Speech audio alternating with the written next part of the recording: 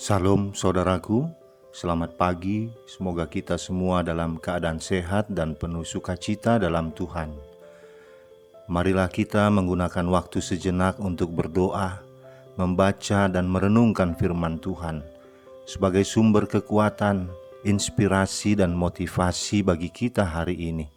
Sabtu 18 September 2021. Sebelumnya mari kita berdoa. Bapa di surga, kami bersyukur atas hari yang indah ini, hari yang penuh harapan. Kami akan merenungkan firman-Mu. Kiranya Roh Kudus menerangi hati dan pikiran kami, agar kami sungguh memahami firman-Mu.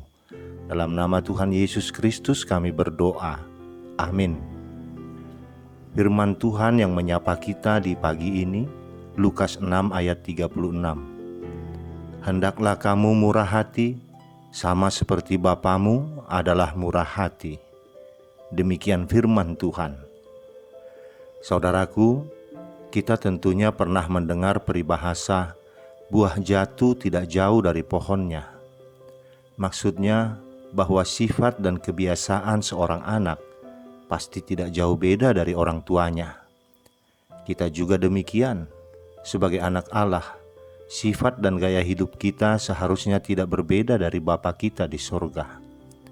Jika Bapa kita murah hati, maka kita pun seharusnya memiliki sifat murah hati.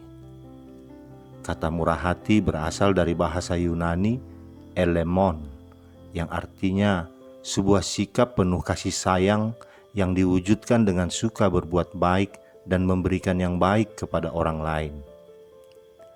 Allah yang murah hati telah memberikan segala-galanya bagi kita. Ia memberikan kita alam dan ciptaannya yang sempurna. Ia memberikan kita pertolongan dan perlindungan. Ia memelihara hidup kita. Bahkan anaknya satu-satunya pun diberikannya bagi kita. Inilah bukti kemurahan hati Allah. Kalau Allah sudah memberikan segala-galanya bagi kita karena kemurahannya, Allah pun ingin kita memiliki kemurahan hati di dalam menolong dan mengasihi orang lain. Kata hendaklah dalam nas ini bukanlah sebuah permintaan, harapan atau sebuah pilihan untuk ya atau tidak, tetapi sebuah perintah buat kita. Tuhan Yesus memerintahkan kita dengan jelas supaya kita memiliki sifat murah hati. Saudaraku, sekelompok salesman melakukan pertemuan di Chicago, Amerika Serikat. Mereka menjanjikan kepada istri mereka masing-masing bahwa mereka akan pulang untuk makan malam. Tetapi karena satu dan lain hal, pertemuan itu tidak selesai pada waktu yang telah ditentukan. Dan para suami itu harus buru-buru ke stasiun kereta. Ketika mereka menerobos untuk masuk ke stasiun, salah seorang di antara mereka tak sengaja menyenggol sebuah meja yang penuh dengan buah apel. Tanpa berhenti, mereka semua naik kereta api dan dengan lega bisa menarik nafas. Tapi salah seorang di antara mereka merasa ragu-ragu dan merasa iba kepada anak laki-laki yang meja apelnya telah dirobohkan temannya. Maka ia mengucapkan selamat jalan kepada teman-temannya dan kembali ke stasiun. Dia senang bahwa ia melakukan hal itu. Anak laki-laki yang berusia 10 tahun itu ternyata buta. Salesman itu kemudian mengumpulkan semua apel dan melihat bahwa beberapa buah sudah rusak. Dia mengambil dompetnya dan berkata kepada anak laki-laki itu, "Ambillah uang ini sebagai ganti kerusakan yang kami lakukan tadi. Saya harap saya tidak membuatmu marah." Ketika ia akan pergi, anak laki-laki yang keheranan itu memanggilnya. Lalu dia berhenti. Anak laki-laki itu bertanya, "Apakah engkau Yesus?" Salesman itu terdiam dan merasa heran.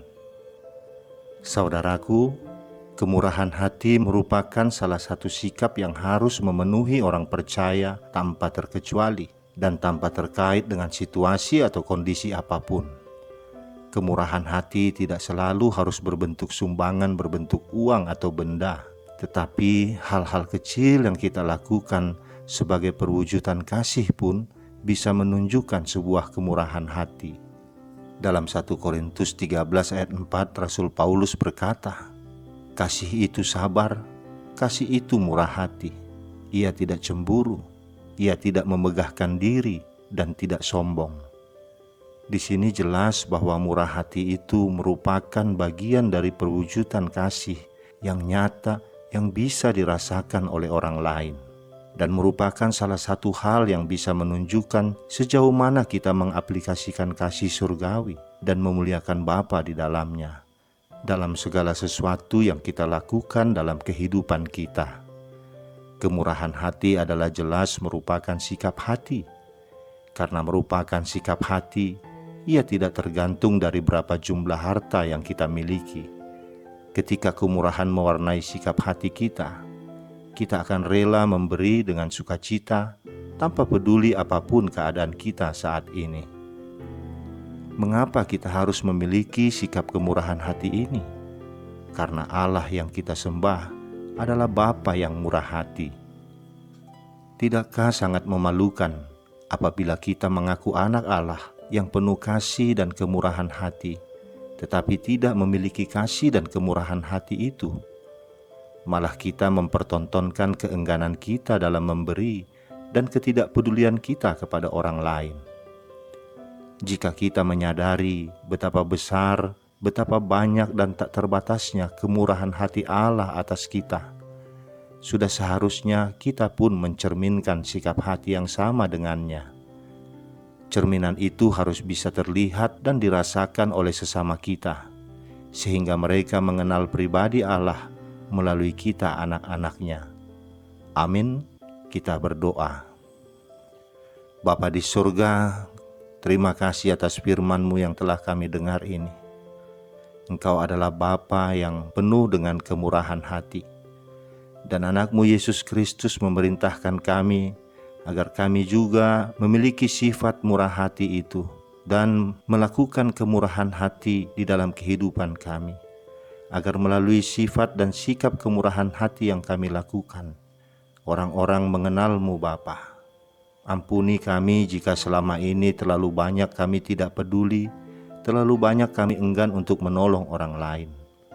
Mulai hari ini, kami ingin melakukan kemurahan hati-Mu Bapa, melalui sikap dan perbuatan kami. Semua kami lakukan bukan untuk kami, tetapi hanya untuk kemuliaan nama-Mu saja. Terima kasih Bapa, di dalam nama anak-Mu Tuhan Yesus Kristus kami berdoa. Amin. Selamat beraktivitas saudaraku, Tuhan memberkati. Salam.